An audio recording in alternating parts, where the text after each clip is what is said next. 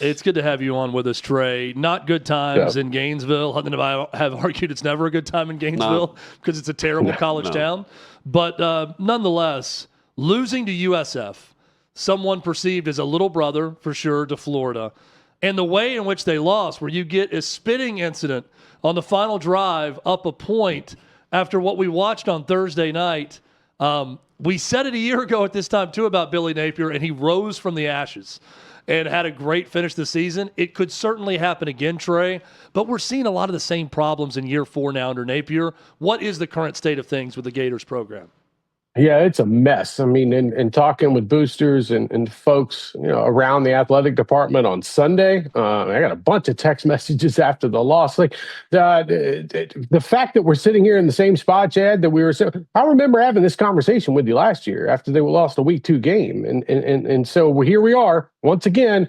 Billy Napier is the talk. And the other big thing that stood out to me is who you're losing to. I know South Florida wrecked Boise State in the first game, but there's a reason why you were a 19-point favorite in this one against USF and Alex Golesh. So you lose, and you lose in dramatic fashion. You lose with 1 penalty, and then you got a player that spits on a USF player, gives them 15 more yards, and then all of a sudden USF is driving down the field and they can line up for a game-winning field goal, and none of it made sense. I mean, even the time consumption and what they were doing with DJ Lagway. This offense just looks terrible. And I was telling folks, don't take things away from a win over Long Island. Like, you didn't do anything. You got to go play somebody. And so you get an opponent like USF that can bring it in the trenches. They got a fast-paced offense. Byron Brown is a good quarterback, and you find yourself now up against the wall. The problem is, Chad, I don't see a way out for Billy Napier. I mean, you look at the schedule, brother. They play at LSU this weekend. They got to go to Miami. They got to play Texas at home. You got to go to Texas A&M. Then, by the way, Mississippi State comes to town, and then you play Georgia. Like, where are you going to find your wins here? Like, you're going to have to, DJ Lagway is going to have to turn into a superstar. And by the way, there's something going on with DJ Lagway. He's not running the ball, whether that's his hamstring, even throwing the ball downfield long, whether it's shoulder issues. It's a mess. And the other thing, the situation, the biggest one of all is Scott Stricklin, the athletic director at Florida, signed an extension last week, 5 years. So he's got carte blanche. He's going to make a move. We're not going to sit around until, November to make a decision on what Billy Napier and what's his future look like at Florida. I think if Florida goes out and loses these next 2 games, I think Florida's going to pull the trigger and Billy Napier will be gone. You can't have that around, not in this era. And who would have thought, man, we were back in this spot. 2 weeks ago, we were talking about Florida and CFP berths and maybe contending for an SEC title if a couple teams lose. And now everybody's chanting "Fire Billy" all through the concourse, out through the swamp after the game. And it's just, what an embarrassment this has turned into. And once again, we're talking about Florida and Billy Napier after week 2. Hutton often says it's not if you lose, it's how you lose. And this to me is an example of that. You mentioned it, 17.5-point favorites at home. You're playing USF and Alex Golesh, who has that Josh Heupel background, up-tempo, fast-paced, lots of points. They lose 18-16 to that team. Right? Six yards per pass attempt. With a 5-star quarterback and a head coach that's an OC in his background. Not the OC now, but this is an offensive-minded head coach. And I have to look at that when thinking about a program and where they should be in year 4. It would not have been good, but if you lose 48-46 to USF that's snapping the ball every 2 seconds, it's like, okay, well, we still know that we got a great offense and a great quarterback, but losing 18-16 to that team, and I've got USF in the college football playoff. I think they're a good team in the American. This is the SEC. Yeah. That's not good, right, Trey? No, I like how you threw out the American at the end of that. No, this is an embarrassment, man. And this is where we're at with Florida football, where we're having to second guess every single thing and every single weekend and who we were playing. I knew that the schedule was going to be a gauntlet down here, and I get that part. But when you really break it down, this is year 4 for Billy Napier. It's not year 2. It's not year 3. Everybody had this expectation coming off that win streak that they had last season to end the year. And sure, they looked nice at times. They beat Ole Miss at home.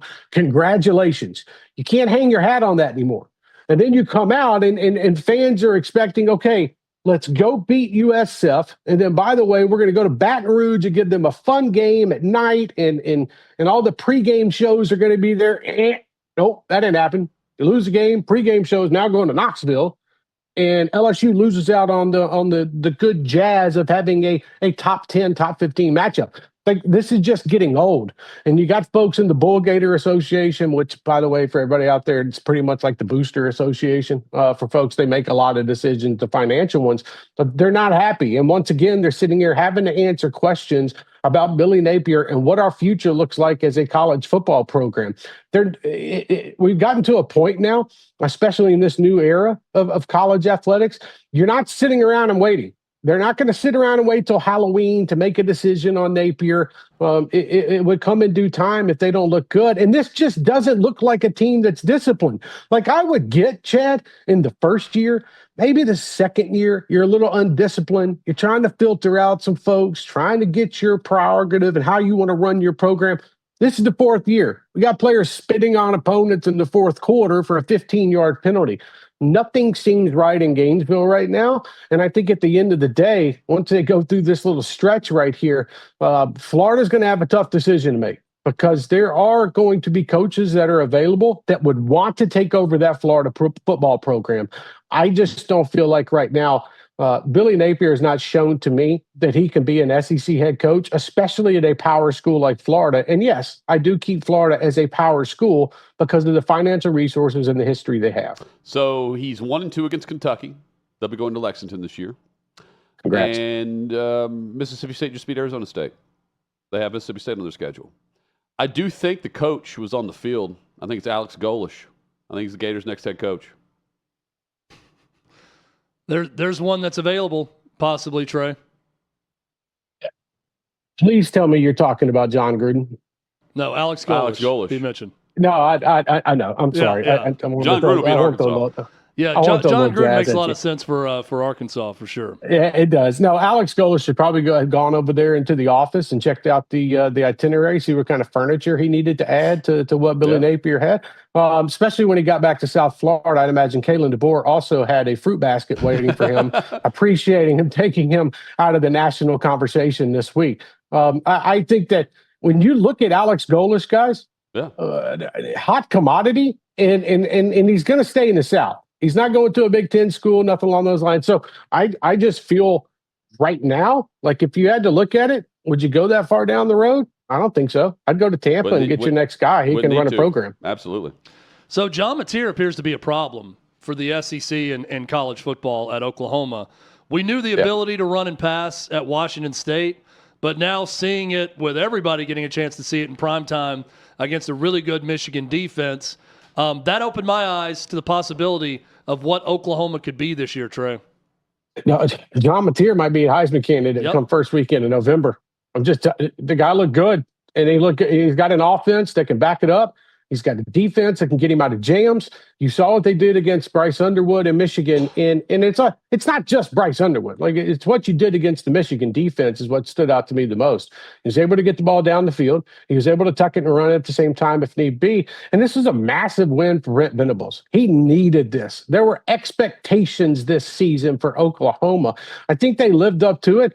I always thought this game was going to be kind of a slobber knocker, get to the fourth quarter type of deal. But when you have a veteran leader like John Mateer, and you know the offense and what they're running, don't forget his OC came down to Oklahoma as well. So I look at where he's at right now, and I think that's going to be a conversation to be had. I do. Middle of October, first week of November, I think he's one of 10 players that's in the conversation for a Heisman Trophy.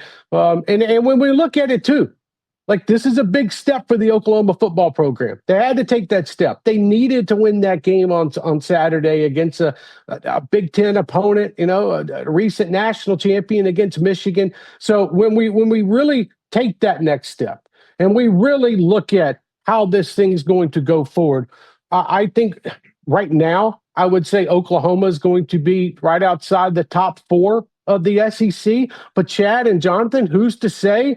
Seen how things play out here. Who's to say maybe LSU doesn't catch an L? What's Alabama continue to do? What's Ole Miss? Can Oklahoma be in contention for the potential SEC title game? I'm very curious on that, but I think as we stand here right now, to me, this is going to be a playoff football team if things keep up. What happened to Oklahoma State and the program that used to be coached by Mike Gundy? 69-3, 1-800-ASS whip against Oregon. The guy that played Tennessee not once but twice to get a raise at Oklahoma State that had Vols fans foaming at the mouth to hire Gundy is now losing 69-3 to Oregon. It's not that he – okay. It's also the fact that he wanted to run his mouth last week on NIL and whatnot with Oregon, and then you add on to the fact that you go to Eugene. By the way, this game was over with in the first quarter, but you lose 69-3. Guys, Oklahoma State was in contention for a playoff berth in recent years, and now you look at how far this program has fallen. I'm sorry. Like, I can look at Oklahoma State and say, okay, that's a bad football program. Mike Gundy probably needs to go a different way after the season, and they need fresh blood in there. Dude, you go on the road and you lose by 66 points. Hey, like, I'm sorry, like, Trey, their last two FBS games, margin of defeat 118 points. Wow. Bring back also, the mullet, bro. It feels, I don't want to try to sound too morbid here, guys, but it feels like that program died when T. Boone Pickens died in 2019. Because in an NIL era now, that was their calling card. That was their saving grace. Was He's the team owner. He was going to invest, and he owned that team, and him and Mike Gundy had a great working relationship, and they were able to compete for players, for resources, for facilities, everything. And according to Mike Gundy, that's gone now. That's not happening. Yeah, I mean, they can't reach him. He's a little bit deep right now in the weeds. But at the same time, I look at what Oklahoma State was and compared to where they are now. And you're right. Like, they had the NIL resources. They could call up T. Boone just like Dan Lanning might call up Phil Knight and say, hey, T. Boone, I need $2 or $3 million over here. Can you help out? That doesn't work anymore. He's not reachable. So you look at the situation, I don't know what the trust looks like and what T. Boone is actually giving to Oklahoma State on a yearly basis, but this thing feels like a rat in Stillwater. And who was going to take the job? And by the way, like, don't give me the whole Mike Gundy is stuck. His son went on social media and wanted to bitch at the folks out there and saying, well, you know what? Mike Gundy brought you Big 12 titles, Fiesta Bowls. He stuck around when other people wanted him. Excuse me. Mike Gundy met with Tennessee twice over the last 10 years and wanted that job. So save me the BS about he stuck around. I don't know if he wanted it, but he did meet with He acted like he wanted it. Right. Yeah, that's what I'm getting at. He's leveraging contracts here. So, save me with that. I know what he's done for that program, and I think he has been really good for Oklahoma State. But you have to think about, at the end of the day, again, guys, we're in a new era. College football teams are going to run right by you. Is Oklahoma State going to be on board? We'll find out soon. Hey, final thing for me.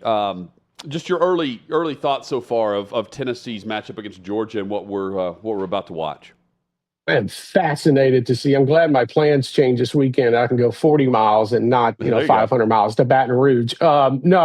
This one to me, you look at what Joey Aguilar is getting out of his wide receivers, whether that's Chris Brazell or Mike Matthews, and them being able to run the football. I understand who they played the last 2 weeks. That's not lost on me. But also I look at Georgia and who they have played. I think Tennessee's defense matches up pretty nice with Georgia. I think this is an opportunity for them to get after Gunnar Stockton. I'm not calling a win right now, but I will say, heading into the season, I'd have been like, Georgia probably wins that game by 14 points. Heading into Saturday right now, if they can get things rolling on offense and cause Georgia to play a little bit timid in the secondary, I think this thing turns into a ball game. And so I look at it right now. I think Tennessee has a really good shot of beating Georgia this weekend. And again, I need to see more out of the Bulldogs as well. Like, I haven't got a great sample plate yet. So it's going to be a really good game on Saturday, I feel. I'm glad it's at 3:30 in the afternoon. It makes it interesting. Sorry, ESPN, you screwed up. You got LSU in Florida at night and game day's over in Knoxville. But it is what it is. So we're lined up for a fun weekend of football here. Trey, always great, man. And we will catch up later this week, I'm sure, as we continue the path to Knoxville. What's going to be a great matchup. Guys, I appreciate you having me. Have a wonderful week. We'll talk soon. Yeah, man. There he is, Trey Wallace. Of the Tennessee rivals, Georgia, really the one team, Hutton, that Josh Heupel's had no success against. I mean, none. That is a defense and a system with Kirby Smart that has shut down Tennessee's offense when others have not. And it's a chance to break through this weekend. We'll talk more about it as the week goes on. some bad players come through there when I say bad, I mean like great players for Georgia. It's been a big talent difference between the two for sure. Yeah. But it's getting closer now, and you got a home game and an opportunity to give a huge win for the Vols to break that streak. And we don't, like you say, we don't really. I mean, I don't know how good Syracuse is. They win. They beat UConn. They beat UConn in overtime. They're running laps, which I love. Yeah, Fran Brand so gets old after school. Win sprints after an overtime win. And then Tennessee beats down ETSU. So this is kind of the truth serum. Even again, not if you lose, how you lose. Certainly, I want to see Tennessee compete and win that game because that's the new high water mark, so to speak. But it's one of these lines of demarcation on the SEC path. Joey Aguilar has looked like an almost 25-year-old playing quarterback so far. He's very poised. Yes. I love the way he competes. I love how in command he looks. We haven't yet seen him get knocked down, right? That's the next test for me is he's going to throw a pick. He's going to make a big mistake. He's going to get hit hard. How does he come back from those things? And can he bring the level of play up in adverse situations? He's going to face some adversity this Saturday against Georgia. We'll see how he responds to it. Will we see Patriot scouts in attendance at Neyland? There's one place where we won't. I think they're welcome in Knoxville still. I think so. That's next here on Hot Mic.